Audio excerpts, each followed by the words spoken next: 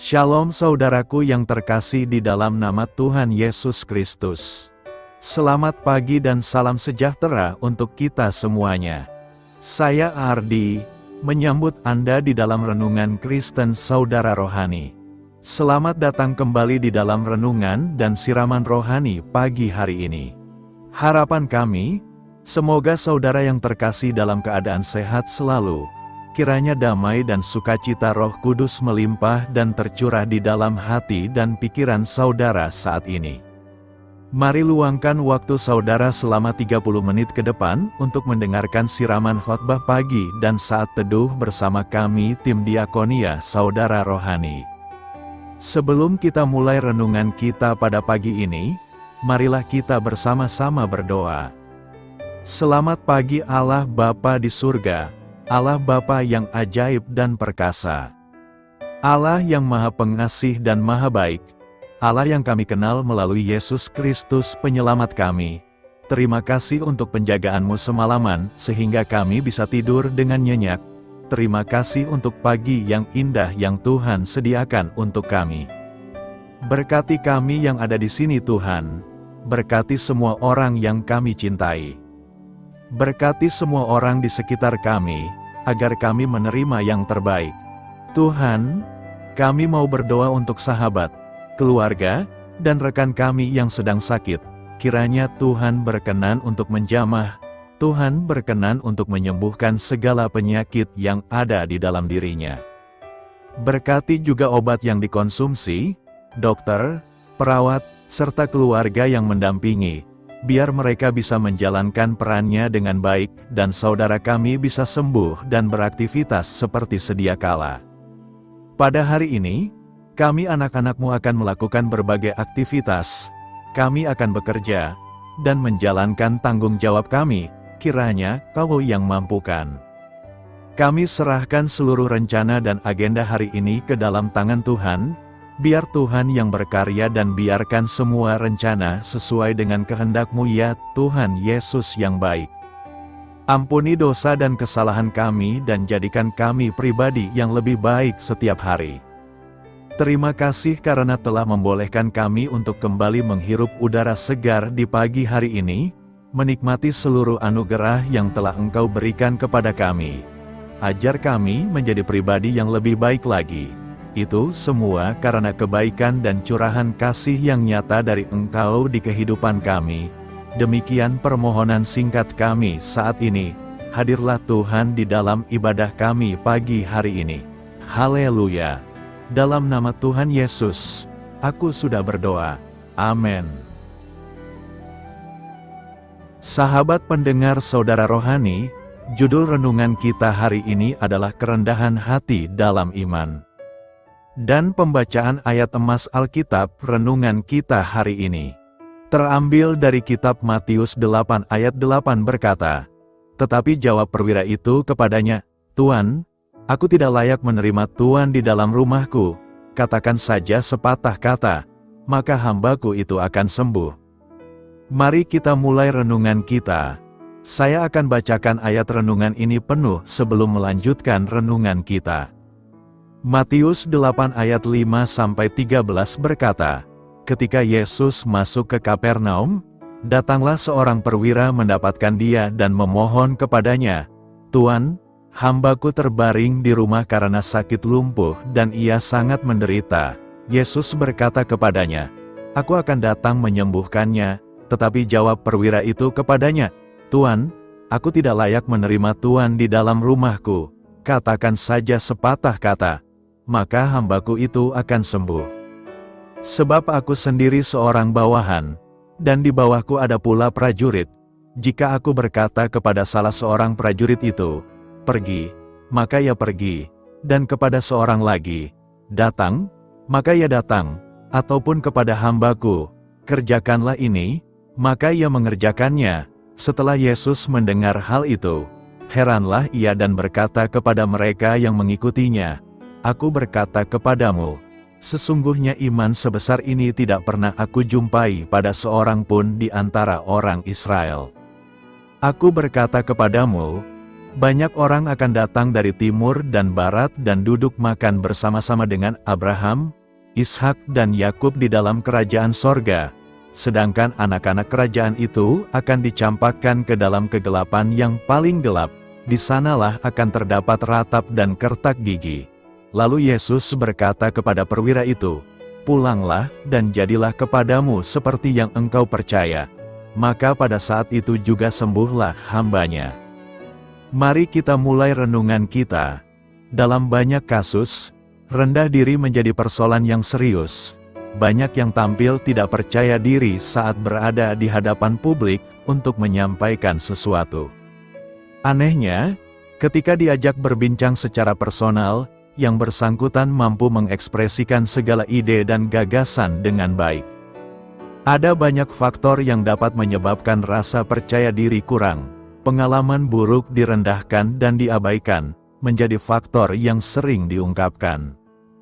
Beberapa yang lain tidak percaya diri karena dibesarkan tanpa pujian, celaan dan cacian mewarnai hari-harinya. Akibatnya, ia tidak pernah tahu bahwa ia mempunyai potensi diri yang baik untuk dikembangkan. Menariknya, beberapa orang dibesarkan dalam budaya di mana sombong sangat dilarang. Andaikan bisa melakukan sesuatu, ia dilarang untuk tampil karena khawatir akan dinilai sombong oleh orang lain.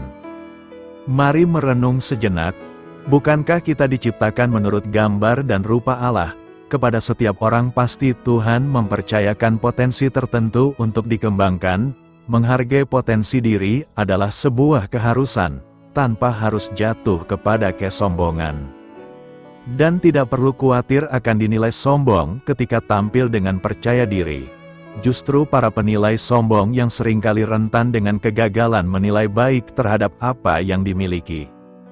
Kedudukan sebagai seorang perwira sebenarnya cukup membuat seseorang merasa punya hak untuk memberikan perintah kepada orang lain untuk mentaatinya, apalagi diperhadapkan dengan warga sipil yang dijumpainya. Namun berbeda dengan perwira yang dijumpai Yesus, ia justru menyapa Yesus sebagai Tuan. "Tuan, hambaku terbaring di rumah karena sakit lumpuh dan ia sangat menderita." Melihat permintaan sang perwira, Yesus merespon positif. Ia menyatakan akan datang.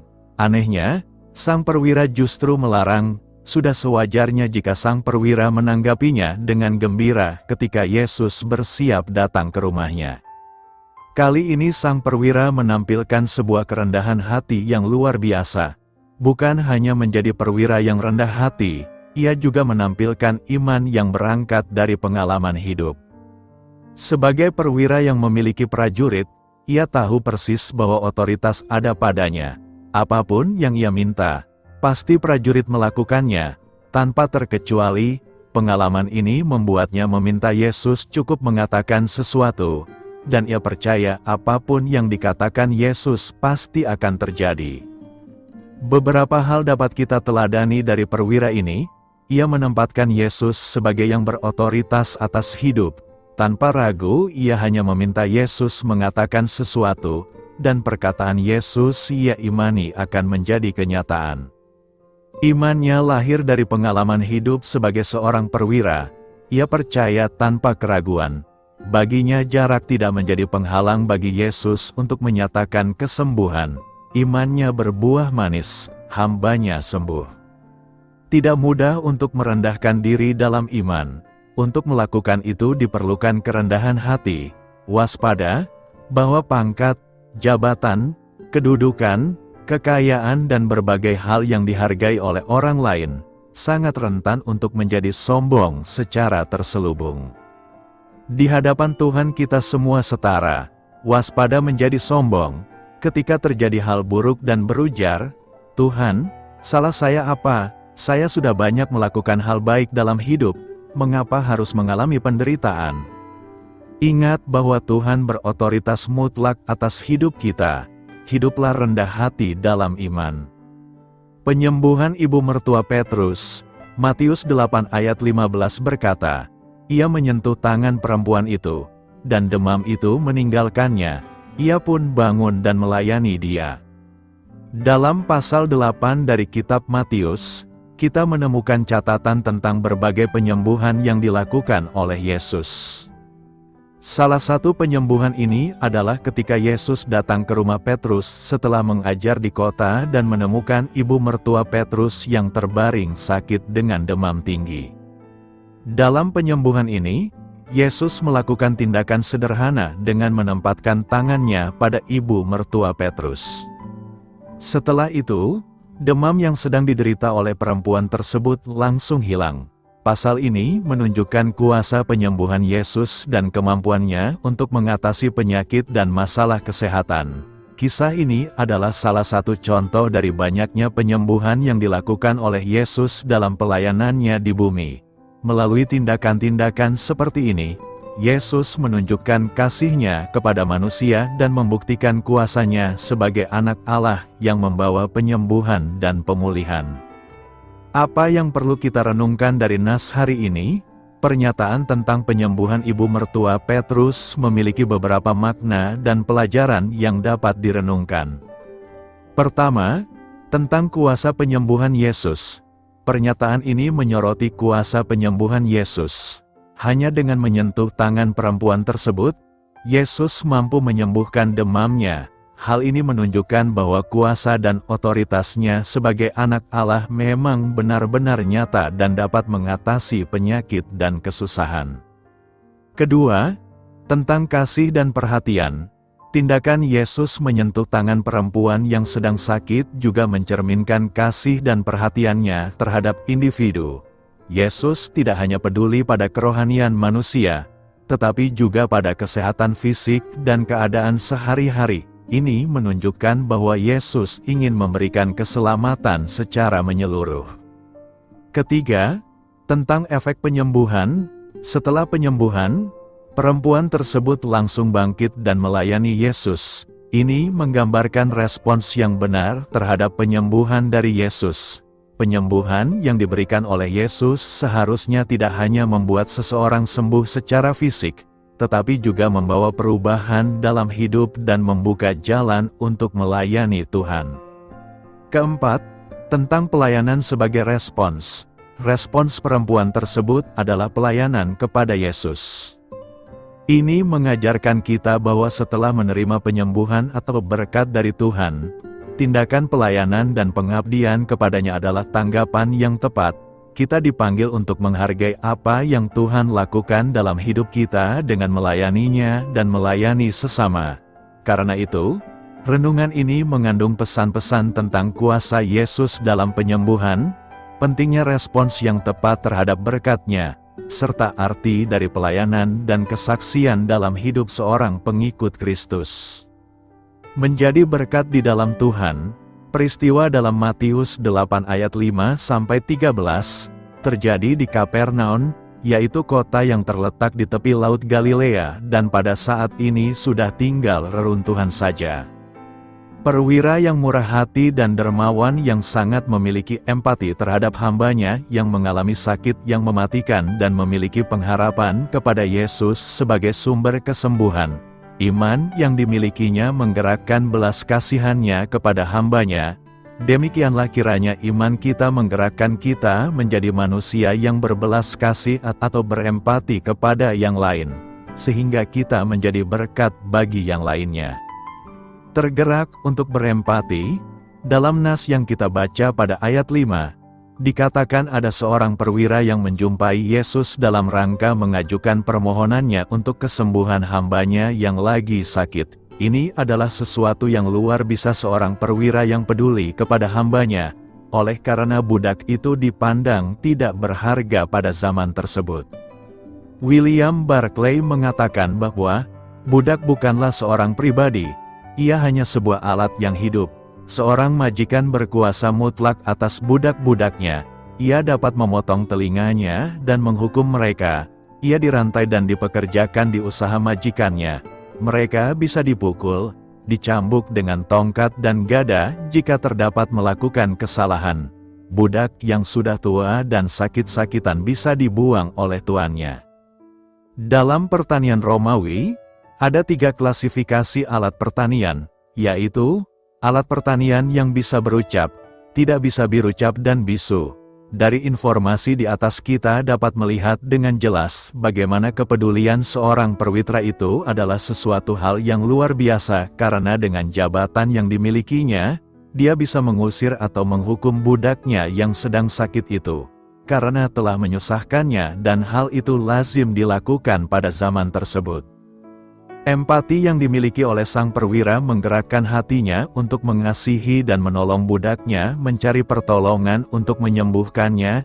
Itulah sebabnya dia datang kepada Yesus memohon supaya budaknya itu disembuhkan. Dalam kalimat yang disampaikan perwira tersebut tampak bagaimana dia sangat memiliki empati kepada budaknya. "Tuan, hambaku terbaring di rumah karena sakit. Ia sangat menderita." Ucapan tersebut menjelaskan betapa perwira tersebut turut merasakan apa yang dirasakan oleh hambanya.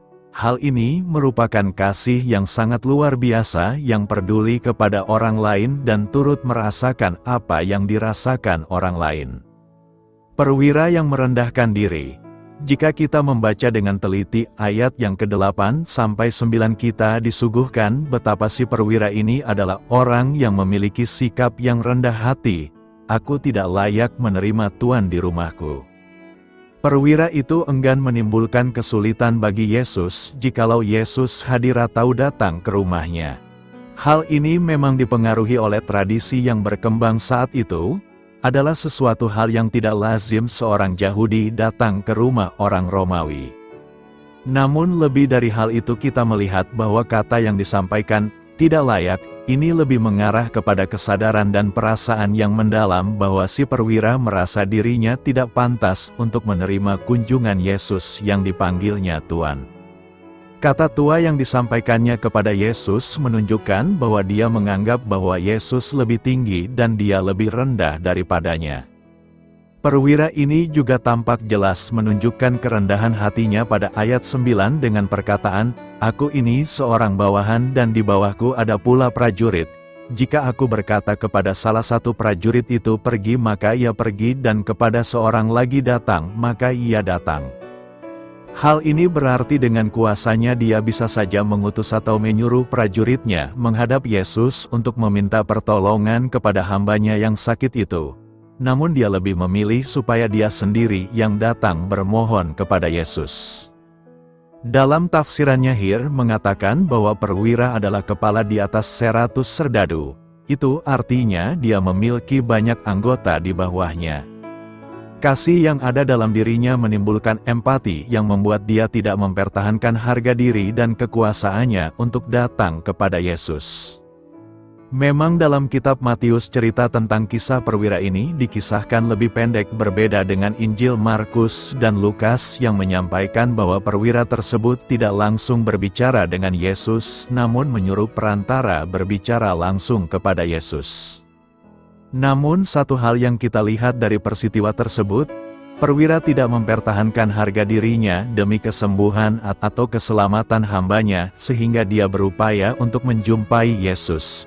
Inilah makanya Yesus mengatakan, "Sesungguhnya iman sebesar ini tidak pernah aku jumpai pada seorang pun di Israel." Iman yang berdampak pada yang lain, perwira itu memiliki keyakinan yang sangat besar terhadap Yesus.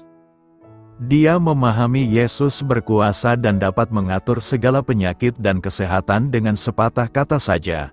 Itulah yang ia gambarkan juga dengan posisinya yang memiliki kuasa atas prajuritnya. Artinya, si perwira memahami bahwa Yesus punya kuasa untuk mengendalikan hanya dengan katanya. Dia meyakini bahwa kata-kata Yesus saja cukup untuk melenyapkan segala penyakit dari tubuh hambanya yang sakit dan hampir mati tersebut. Hal ini tampak kita lihat dengan perkataannya, "Katakanlah saja sepatah kata, supaya hambaku itu sembuh." Penyembuhan yang demikian langka dilakukan, yaitu penyembuhan jarak jauh. Namun karena keyakinannya dia beroleh apa yang dia imani. Di ayat 13 penulis kitab Matius dengan jelas menyampaikan informasi bahwa pada saat yang sama hamba si perwira itu mengalami kesembuhan oleh karena kuasa perkataan Yesus. Sehingga oleh iman yang besar yang dimiliki si perwira, orang lain terberkati. Ikut dalam perjamuan Tuhan. Ayat 10-12 seolah-olah tidak berkesinambungan dengan kasus yang terjadi dalam kisah perwira tersebut. Di ayat ke-10, Yesus memberi pengakuan bahwa dia tidak menemukan iman besar seperti yang dimiliki si perwira tersebut, namun tiba-tiba dia berbicara terhadap konteks perjamuan Tuhan. Mungkin dalam kasus yang dihadapi Yesus dengan perwira dan hambanya, tiba-tiba teringat akan Yesaya 2 ayat 3, banyak orang akan mencari Tuhan, dan Yesaya 25 ayat 6, Tuhan akan menjadikan di Sion suatu perjamuan untuk segala bangsa-bangsa, sehingga dia berbicara orang dari seluruh dunia akan duduk dan makan bersama dalam dunia yang baru. Namun dalam teks tersebut, ada hal yang menyedihkan yang disampaikan oleh Yesus, yaitu bahwa anak-anak kerajaan akan dicampakkan ke dalam kegelapan. Perkataan Yesus merujuk kepada orang Yahudi yang tidak mau mendengar dan menerima apa yang disampaikan oleh Yesus.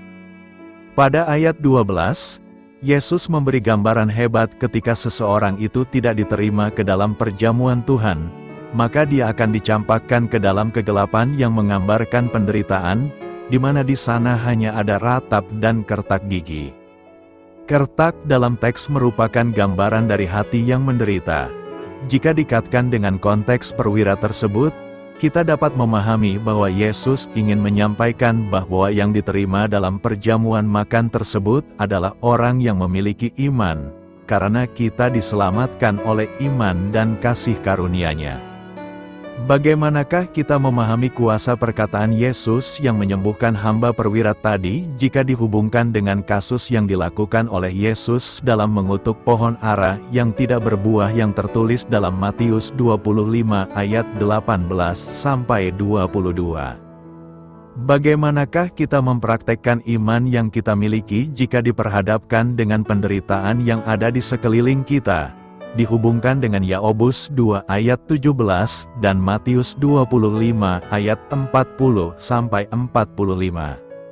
Ada banyak orang yang menyatakan dirinya beriman di dalam Tuhan, namun sangat sedikit kita temukan iman itu nyata dalam realita kehidupan yang dijalani. Iman yang diharapkan adalah iman yang berbuah, memberi dampak dan menjadi berkat bagi sekeliling kita, sebagaimana kita terpanggil untuk menjadi berkat bagi dunia ini.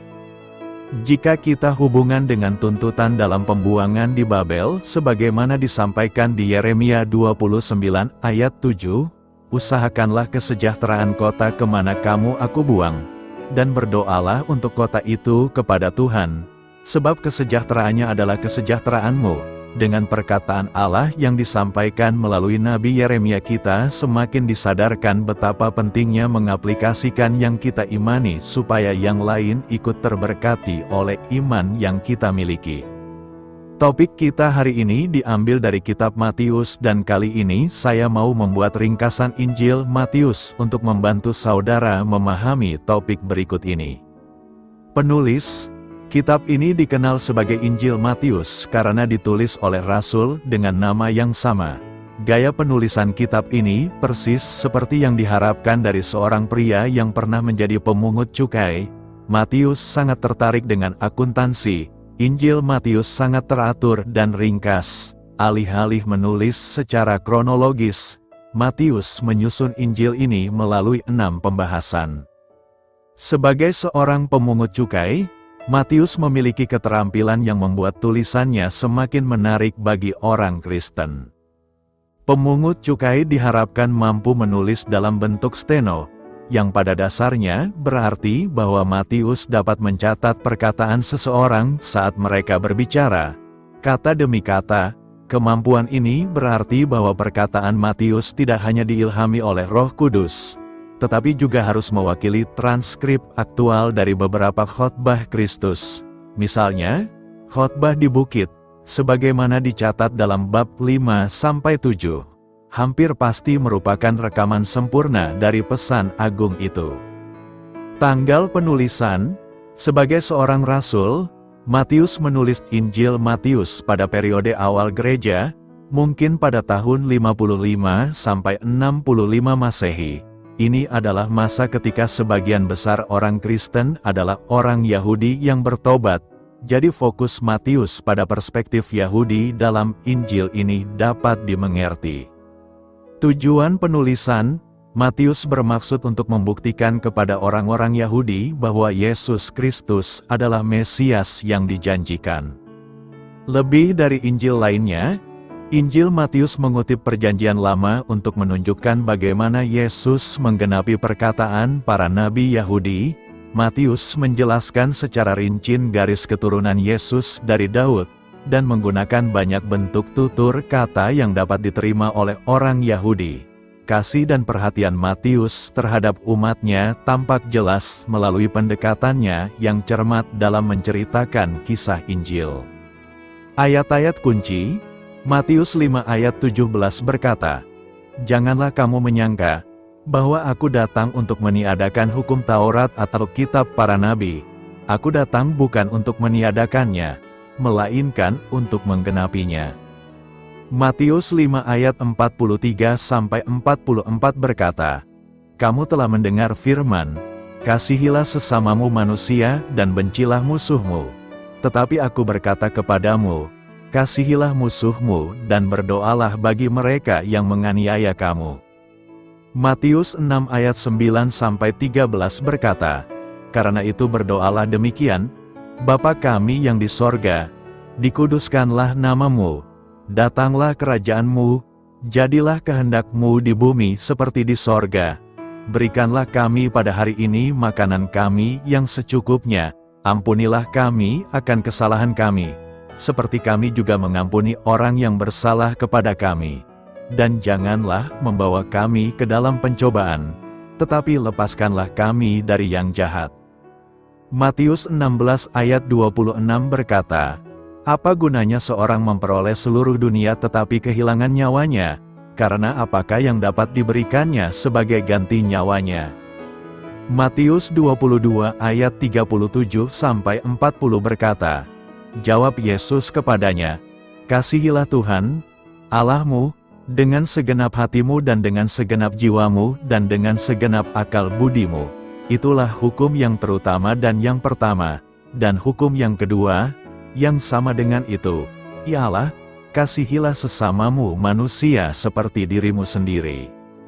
Matius 27 ayat 31 berkata, "Setelah mereka mengolok-olok dia, mereka menanggalkan jubahnya dan mengenakan pakaiannya sendiri kepadanya. Kemudian mereka membawa dia keluar untuk disalibkan." Matius 28 ayat 5-6 berkata, "Lalu kata malaikat itu kepada perempuan-perempuan itu, 'Jangan takut, sebab aku tahu kamu mencari Yesus yang disalibkan itu. Ia tidak ada di sini. Ia telah bangkit, sama seperti yang telah dikatakannya. Marilah dan lihatlah tempat ia berbaring.'" Matius 28 ayat 19-20 berkata, "Karena itu pergilah, jadikanlah semua bangsa muridku dan baptislah mereka dalam nama Bapa dan Anak dan Roh Kudus, dan ajarlah mereka melakukan segala sesuatu yang telah kuperintahkan kepadamu. Dan ketahuilah, aku menyertai kamu senantiasa sampai kepada akhir zaman." Karena tujuan Matius adalah untuk menghadirkan Yesus Kristus sebagai Raja dan Mesias Israel, ia mengutip dari Perjanjian Lama lebih banyak daripada ketiga penulis Injil lainnya. Matius mengutip lebih dari 60 kali dari bagian-bagian nubuatan Perjanjian Lama, yang menunjukkan bagaimana Yesus menggenapinya. Ia memulai Injilnya dengan silsilah Yesus, menelusurinya kembali ke Abraham, nenek moyang orang Yahudi. Dari sana, Matius mengutip secara luas dari para nabi, sering menggunakan frasa, seperti yang difirmankan melalui nabi.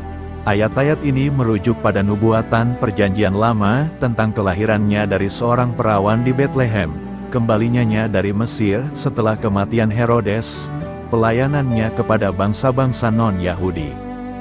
Ringkasan singkat, Injil Matius membahas garis keturunan, kelahiran, dan kehidupan awal Kristus dalam 2 bab pertama.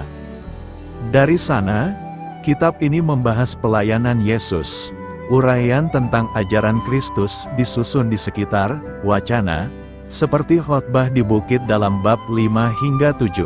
Bab 10 melibatkan misi dan tujuan para murid. Bab 13 adalah kumpulan perumpamaan. Bab 18 membahas gereja. Bab 23 memulai wacana tentang kemunafikan dan masa depan.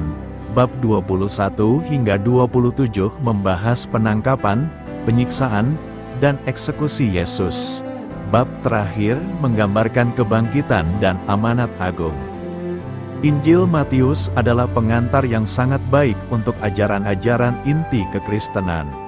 Gaya kerangka yang logis memudahkan untuk menemukan diskusi tentang berbagai topik. Matius sangat berguna untuk memahami bagaimana kehidupan Kristus merupakan penggenapan nubuat-nubuat Perjanjian Lama.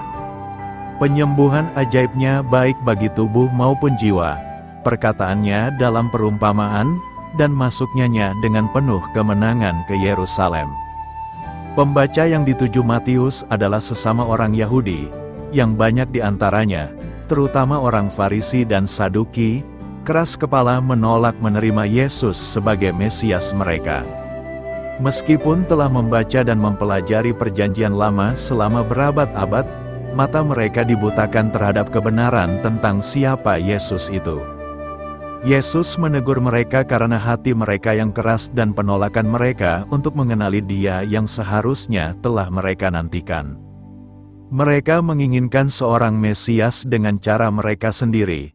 Seseorang yang akan memenuhi keinginan mereka sendiri dan melakukan apa yang mereka inginkan darinya. Seberapa sering kita mencari Tuhan dengan cara kita sendiri? Bukankah kita menolaknya dengan menganggapnya hanya memiliki sifat-sifat yang kita anggap dapat diterima?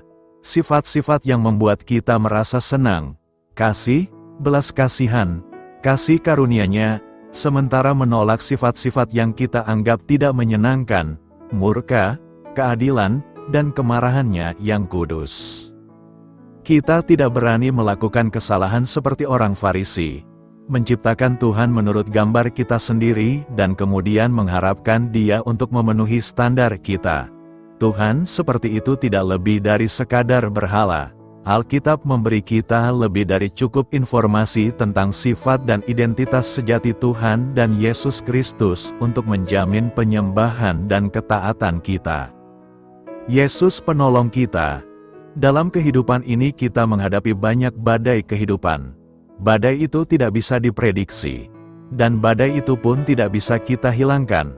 Apalagi ketika kita menetapkan langkah-langkah kehidupan kita untuk mengikut Yesus, kita pun akan banyak menjumpai salib yang harus kita pikul. Mengikut Yesus haruslah dengan komitmen penuh dan motivasi murni. Walaupun ada banyak badai dan salib yang harus kita pikul, kita tidak perlu takut menghadapinya karena Tuhan yang kita sembah dan yakini itu akan setia menolong kita. Penulis Matius telah mencatat pertolongan yang Yesus berikan melalui kisah Tuhan Yesus meredakan angin ribut. Ketika Yesus dan para murid naik ke dalam perahu, sekonyong-konyong datanglah angin ribut. Angin ribut di sini bukanlah angin keras biasa, karena sebagian besar murid Kristus yang notabene seorang nelayan yang biasa menghadapi badai dan gelombang pun menjadi takut, panik, dan khawatir. Hal ini membuktikan bahwa badai tersebut berada di luar batas mereka. Bukannya reaksi yang ditunjukkan oleh para murid ini juga menjadi gambaran diri setiap kita. Ketika badai dan gelombang, yaitu kesulitan itu datang menerpa, maka orang tidak lagi dapat melihat kesulitan itu sebagai ujian iman dan memandangnya sebagai kebahagiaan, tetapi orang justru ingin cepat menyelesaikan menurut caranya sendiri karena mata kita selalu bersinggungan pada realita. Tuhan Yesus menegur mereka dengan keras, "Mengapa kamu takut, kamu yang kurang percaya?" Kata "kurang percaya" di sini berarti orang yang beriman kecil, sebab apa yang menjadi komitmen kita belum menjadi iman yang sejati. Terbukti badai gelombang tidak menjadikan kita semakin beriman, namun justru membuat kita takut dan khawatir. Badai gelombang yang bergolak dengan begitu dahsyatnya langsung berhenti dan danau menjadi teduh sekali ketika Tuhan Yesus menghardiknya. Secara logika, orang sukar untuk mengerti. Orang seharusnya menyadari bahwa Yesus adalah Allah pemilik alam semesta, angin dan danau pun taat kepadanya. Adalah anugerah dan kebahagiaan bagi kita kalau Tuhan, pemilik dan penguasa alam semesta ini berkenan memanggil dan menjadikan kita sebagai murid-Nya. Sayang, iman kita terlalu kecil, maka tidaklah mengherankan kalau kita tidak dapat melihat Tuhan sedang bekerja dengan sihir dan keajaiban. Ada beberapa hal yang perlu kita pelajari dari perikop hari ini, yakni: pertama, hidup bersama Yesus kita bisa mengalami gelombang. Karena di sini dikatakan ayat 23, lalu Yesus naik ke dalam perahu dan murid-muridnya pun mengikutinya. Sekonyong-konyong mengamuklah angin ribut di danau itu. Jadi, meskipun Yesus ada di dalam perahu itu, hanya ada gelombang. Jangan kita salah mengerti, karena kita percaya dengan mujizat, lalu pada saat ada kesulitan, kita mulai bersungut-sungut dan mengambil kesimpulan terlalu cepat bahwa mujizat tidak terjadi. Atau ada yang mulai menegaskan kita dan memojokkan kita dengan kata-katanya yang tidak enak, katanya percaya dengan mujizat, tapi sampai sekarang punya penyakit kok tidak sembuh. Lalu mulai orang berkata bahwa mujizat berarti tidak ada dan segala sesuatu yang diucapkan adalah kata-kata yang negatif dan mulai memojokkan saudara. Walaupun Yesus ada di perahu itu, tapi gelombangnya mulai mengamuk. Jadi, sebelum mujizat itu terjadi, didahului terlebih dahulu dengan segala sesuatu yang sepertinya merupakan masalah. Jadi, ada masalah baru, disitulah mujizat itu terjadi. Di sini kita lihat bahwa bersama Yesus, bisa saja kita menghadapi gelombang. Biarlah kita tidak kecil hati dan menjadi putus asa bila pencobaan datang menimpa. Karena, apa yang menimpa kita, kemenangan akan tetap datang. Tidak sedikit orang yang mundur dari gereja dan percaya dengan jimat-jimat dan kekuatan kegelapan, mulai percaya dengan ramalan-ramalan nasib, karena mereka berpikir, percuma, saya sudah ikut Yesus, tapi rumah tangga saya masih berantakan. Saya sudah ikut Yesus, tapi sampai sekarang masih belum juga dapat jodoh. Biarlah kita tidak menyerah, karena gelombang adalah bagian dari karya Tuhan di dalam hidup kita. Gelombang bukan berarti kita gagal dalam hidup kita atau Allah tidak akan pernah salah dalam mendidik anak-anaknya. Yesus pun memerintahkan murid-muridnya untuk pergi ke seberang. Yesus pun ada di dalam perahu itu. Gelombang bisa merupakan bagian dari rencana dan kehendak Allah dalam hidup kita. Jadi, kita belajar bahwa di dalam Yesus kita tidak perlu takut, walaupun gelombang masih ada dan terus berlangsung. Kedua, hidup bersama Yesus kita tidak perlu takut. Pada saat Yesus membangun ayat 26, Ia berkata kepada mereka, "Mengapa kamu takut? Kamu yang kurang percaya." Kadang-kadang kala kita berpikir kita takut, karena keadaan, karena gelombang, karena badai, karena kesulitan ekonomi. Tapi Yesus mengingatkan kita takut, karena kita kurang percaya. Kita mulai bertanya-tanya, Yesus mungkin tidak bisa membantu saya. Gelombang bukan berarti Tuhan salah memberi sesuatu pada kita, atau merupakan akhir dari karya Tuhan. Tapi, gelombang merupakan awal di mana Tuhan akan bertindak secara ajaib kepada murid-muridnya. Bersama Yesus kita tidak perlu takut. Mungkin ada di antara kita yang mengalami kesulitan keuangan yang luar biasa dalam hidup kita. Ada mungkin di antara kita yang masih belum dapat pekerjaan. Ada mungkin di antara kita yang mengalami saat-saat yang mengkhawatirkan dalam hidup. Jika kamu tahu bahwa kamu sedang berjalan bersama Yesus, kita tidak perlu takut, karena Allah menciptakan sesuatu itu indah pada waktunya. Ketiga, hidup bersama Yesus kita selalu melihat jalan keluar. Waktu badai mengamuk, Petrus tidak bisa berkata apa-apa lagi. Ayat 25 berkata, "Tuhan, tolonglah, kita binasa." Yang ada dalam pikiran Petrus pada saat itu adalah kita binasa. Yang ada dalam pikiran Petrus adalah kita tenggelam, bahwa gelombang itu akan naik begitu tinggi. perahu itu akan terguling dan semuanya akan lenyap di telan badai. Bersama Yesus kita bisa menghadapi gelombang, tapi kita tidak akan terbalik. Kita bisa menghadapi angin ribut dan badai, tapi kita tidak akan tenggelam. Allah yang di pihak kita menjamin kemenangan bagi kita. Bersama Yesus, selalu dan selalu kita akan melihat jalan keluar. Sebab itu, nantikanlah pertolongan Tuhan. Mujizat masih terjadi sampai hari ini. Masalah yang terjadi bukan berarti Allah tidak lagi peduli dengan kita. Masalah yang terjadi bukan berarti bahwa Allah tidak lagi punya kuasa untuk membela kita. Bersama Yesus kita tidak perlu takut, karena bersamanya kita akan selalu melihat jalan keluar. Mungkin ada di antara kita yang mengharapkan penghiburan dan jalan keluar pada hari-hari ini. Tuhan bisa memberi kepastian bagi hidup kita. Apa yang bisa kita renungkan? Pertama, kita harus tahu bahwa mengikut Yesus bukanlah tanpa kesulitan. Tuhan tidak pernah berjanji bahwa jika kita mengikut Yesus, Raja di atas segala raja itu, maka kita tidak akan pernah mengalami kesulitan dan penderitaan. Tidak, jangan tertipu dengan ajaran bidat yang mengajarkan bahwa Tuhan itu maha dahsyat, maka menjadi murid Tuhan yang maha dahsyat itu, kita pasti tidak akan pernah mengalami penderitaan. Pertanyaannya adalah, kalau Tuhan maha dahsyat, apakah kita dapat mengatur Dia sedemikian rupa menuruti semua keinginan kita? Tidak. Tuhan yang harus menjadi pemegang kekuasaan tertinggi dan Dia berkuasa atas kehidupan manusia. Tidak ada siapapun atau siapapun di dunia ini yang dapat memimpin dan mengarahkan hidup kita. Ketika Tuhan Yesus mengajak murid-muridnya ke danau, Tuhan Yesus pasti tahu akan datang gelombang yang menerpa dan Tuhan Yesus tidak menghindarkan murid-muridnya dari bahaya itu.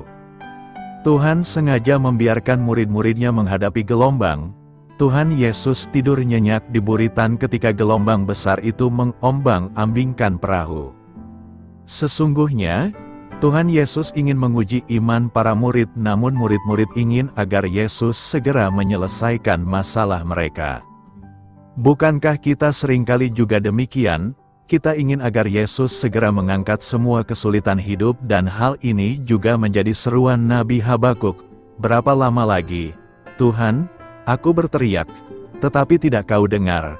Aku berseru kepadamu, penindasan, tetapi tidak kau tolong. Kalau Tuhan diam bukan berarti Tuhan tidak peduli.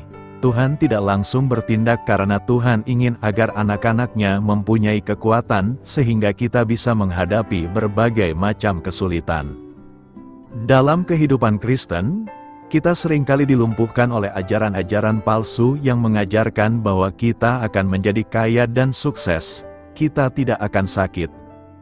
Kalaupun kita mengalami sakit, berarti ada dosa yang telah kita lakukan, maka segeralah meminta pengampunan padanya. Setelah melihat begitu banyak mujizat yang dilakukan oleh Kristus, murid-murid seharusnya tahu bahwa pastilah kapal itu tidak akan tenggelam karena ada Yesus di dalam perahu. Tapi sayang, para murid kurang beriman, mereka justru menjadi panik dan khawatir. Sesungguhnya, melalui kesulitan dan penderitaan itu Tuhan ingin menjadikan anak-anaknya dewasa. Dewasa, sayangnya, hari ini banyak orang Kristen ingin menjadi bayi rohani, yang segala sesuatunya selalu minta diperhatikan. Celakanya, dunia mengerti tentang perlunya pertumbuhan fisik yang diikuti dengan kedewasaan mental, namun orang Kristen justru tidak memahami pentingnya kedewasaan rohani.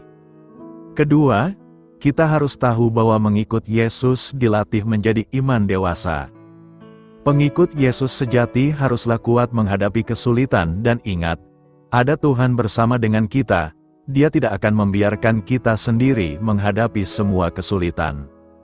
Realita ini seharusnya memberikan kekuatan kepada kita untuk melangkah dalam dunia. Tuhan tahu sampai di mana batas kita mampu menghadapi kesulitan. Tuhan tidak akan membiarkan kita mencoba seperti rupa sampai di luar batas kemampuan kita. Tuhan tahu sampai di mana batas kemampuan para murid-murid itu menghadapi gelombang, karena itu Tuhan tidak tinggal diam. Dia langsung menghardik angin itu. Jangan pernah berpikir bahwa orang yang banyak mengalami mujizat Tuhan itu karena ia mempunyai iman yang besar. Tidak, justru sebaliknya, orang yang selalu ditolong Tuhan menunjukkan imannya kerdil. Seharusnya ia malu karena ia tidak mempunyai daya juang untuk menghadapi kesulitan. Perhatikan, ketika iman itu sampai pada titik puncak, maka Tuhan menunjukkan bahwa kita mempunyai kekuatan pertahanan yang sangat besar. Hal ini sangat kontras jika dibandingkan dengan Tuhan Yesus sendiri ketika ia harus menghadapi penderitaan yang begitu besar. Bapa, kalau boleh cawan ini lalu daripadaku. Tuhan tidak minta supaya Bapa mengangkat cawan itu. Membantu hidup yang Tuhan perkenankan untuk kita lewati di mana kesulitan itu bukan sebagai akibat dari perbuatan dosa kita, maka biarlah kita meneladani sikap Yesus. Biarlah kehendak-Mu saja yang jadi. Jiwa seperti inilah yang harus ada dalam diri mereka yang menyebut diri sebagai murid Kristus sejati, yaitu taat mutlak pada kehendak Tuhan dan rela menghadapi kesulitan karena kita tahu semua penderita itu dimaksudkan demi kebaikan kita, yaitu pendewasaan iman. Dengan demikian kita dapat menjadi saksi bagi dunia. Ironisnya, hari ini orang justru berpikir terbalik, seorang bayi dianggap dewasa. Sama halnya dengan orang yang diberi karunia berbahasa roh dianggap karena mereka mempunyai iman yang besar. Tidak, karunia bahasa roh itu diberikan untuk orang yang tidak beriman. Sayang, banyak orang Kristen yang melewatkan ayat ini. Mengikut Kristus berarti rela dipimpin oleh Kristus, dan ingat, pimpinan Tuhan akan menjadikan kita dewasa. Jangan takut, Tuhan tahu sampai batas kemampuan kita dapat menanggung penderitaan karena Tuhan tidak akan menguji kita melampaui kekuatan kita, dan percayalah, pada saat kita mencoba, Ia akan memberikan jalan keluar, sehingga kita dapat menanggungnya. Tuhan tahu, Ayub adalah seorang beriman besar, karena itu Tuhan mengizinkan ia dicobai oleh iblis. Ayub harus mengalami kesulitan dan penderitaan. Maka dapatlah dibayangkan, orang Kristen karismatik atau mereka yang ikut dalam gerakan Neo-Pantekostalisme pastilah akan meninggalkan Tuhan ketika ia mengalami kesulitan seperti Ayub. Tuhan tahu sampai di mana kapasitas iman Ayub, maka ketika iman Ayub mulai goyah, Ayub mulai mengutuki hari kelahirannya karena saudara-saudara seimannya, maka Tuhan mulai bertindak. Tuhan memulihkan keadaan Ayub. Tuhan mengirimkan Ayub dengan mengembalikan seluruh hartanya dengan berlipat-lipat. Di dunia modern, iman Kristen telah dirusak oleh berbagai macam ajaran-ajaran palsu, maka tidaklah heran kalau anak-anak Tuhan tidak mempunyai daya untuk menghadapi gelombang yang dahsyat. Orang Kristen tidak mempunyai iman yang cukup untuk kita bisa mengetahui rencana Tuhan yang indah di balik gelombang itu, dan di mana kekuatan kita. Tuhan mengizinkan kita masuk dalam berbagai-bagai kesulitan untuk mendidik dan melatih supaya mempunyai kedewasaan rohani. Pikiran Tuhan lebih tinggi dari pikiran manusia, Dia melihat yang tidak dapat kita lihat. Ketiga, kita harus tahu bahwa mengikut Yesus disiapkan untuk melakukan perkara besar. Setelah Tuhan Yesus menyelesaikan misinya di dunia, maka tanggung jawab pelayanan berada di tangan muridnya, karena itu iman mereka harus dibor terlebih dahulu. Akan tetapi, seringkali orang tidak siap untuk mendidik Tuhan. Kita tidak siap dengan berbagai macam kesulitan. Bagaimana mungkin buah zaitun akan menghasilkan minyak jika tidak ditekan, atau buah anggur akan menjadi arak jika tidak diperas? Kita sepatutnya mengucap syukur karena Tuhan masih berkenan mendidik kita dengan luar biasa. Kita dapat mengalami pengalaman indah berjalan bersama dengan Tuhan. Seringkali, ketika kesulitan itu datang, kita tidak pernah memandangnya sebagai ujian iman.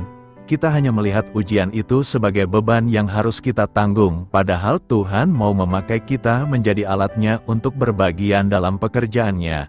Siapakah kita sehingga Tuhan berkenan memakai kita? Manusia berdosa dan terbatas ini dipakai menjadi alatnya sehingga menjadi saluran berkat bagi banyak orang. Setiap hari kita telah merasakan anugerah Tuhan, telah memelihara hidup kita, dan kita melihat dan merasakan mujizat Tuhan yang bekerja dengan luar biasa, bahkan sangat sukar dimengerti logika manusia.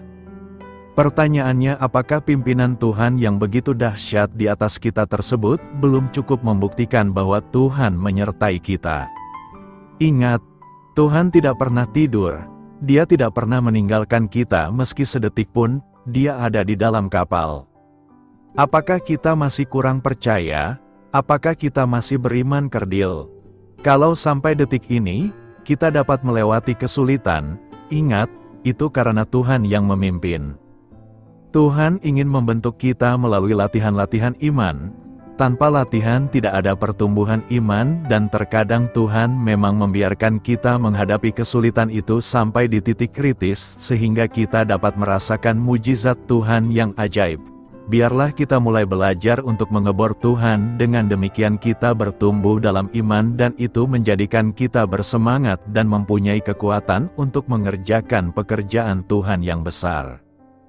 Jangan takut, Tuhan ada di kapal bersama-sama dengan kita.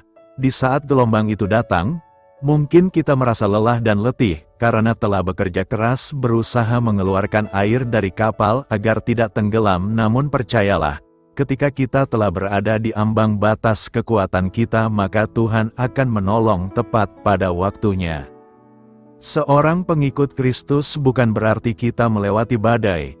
Angin menjadi tenang dan kapal kita akan melaju dengan lancar. Tidak. Kita seharusnya makin bersyukur kalau Dia berkenan membawa kita ke dalam kesulitan-kesulitan yang berat. Jangan mudah ditipu oleh gejala zaman yang berpendapat bahwa dunia semakin hari semakin menyenangkan karena setiap manusia egois yang hanya memikirkan kesejahteraan dirinya sendiri. Biarlah konsep kita diubah, dengan demikian kita mempunyai kekuatan iman. Karena itu jadilah kuat di dalam Tuhan, sehingga kita bisa menjadi saksi Tuhan di tengah dunia, dan menolong mereka yang lemah iman dan tidak ada pengharapan. Doa saya menyertai saudara sekalian. Marilah kita menyampaikan doa syafaat. Ya Allah, sebagai manusia yang lemah, aku sering dilanda ketakutan.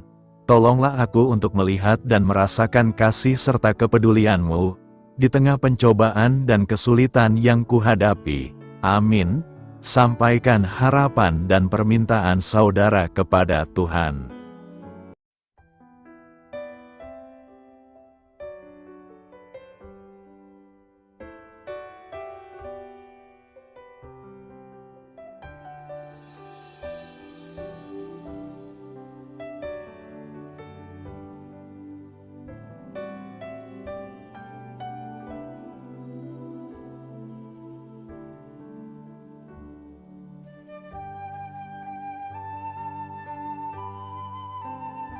Marilah kita renungkan sahabat saudara rohani. Demikianlah renungan firman Tuhan pagi hari ini. Semoga menjadi berkat dalam hidup kita. Dan sebelum kita memulai segala aktivitas kita pagi hari ini, marilah kita berdoa. Selamat pagi Bapa, malam hari telah berganti pagi. Kehidupan baru telah Engkau berikan kembali bagi kami. Bapa Surgawi, tolonglah aku menyadari kebutuhan orang lain, supaya aku dapat membagikan apa yang telah Engkau berikan kepadaku. Pada saat aku membutuhkan, berilah aku keyakinan bahwa Engkau akan mencukupkanku, melalui orang-orang yang mengasihi-Mu, bukan karena kami pantas atau layak, namun karena kasih karunia-Mu kami boleh ada, sebagaimana kami ada di pagi hari ini. Terima kasih Tuhan, atas kesempatan baru yang telah Tuhan berikan kepada kami, untuk bisa memperbaiki diri agar kami bisa lebih layak di hadapan-Mu. Hari ini kami serahkan semua perkara dan kesulitan yang akan kami lalui ke dalam tangan-Mu. Biarkanlah kami bisa memuliakan-Mu dalam segala aktivitas yang akan kami lakukan. Amin. Biarlah firman Tuhan menjadi pengingat untuk kita semua, bahwa tuntunan dari Roh Kudus akan selalu memberi jalan keluar bagi setiap permasalahan hidup kita, dan memberi kedamaian di hati kita. Sampai jumpa di renungan pagi saudara rohani berikutnya. Kiranya Tuhan selalu memberkati saudara semua hari ini. Amin. Shalom.